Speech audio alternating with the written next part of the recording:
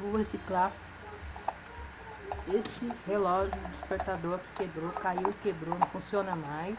Vou fazer ele de um porta-retrato com meu filho. Então, uma mini foto aqui.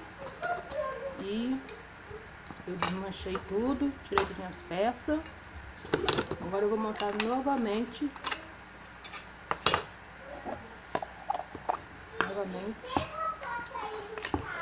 Pra pôr uma fotinha do meu filho. Tomara que caiba aqui, né? A foto vai ficar assim ao contrário. Eu vou pegar a foto aqui. A foto é muito grande, não cabe, eu vou recortar. Dá uma dor, não.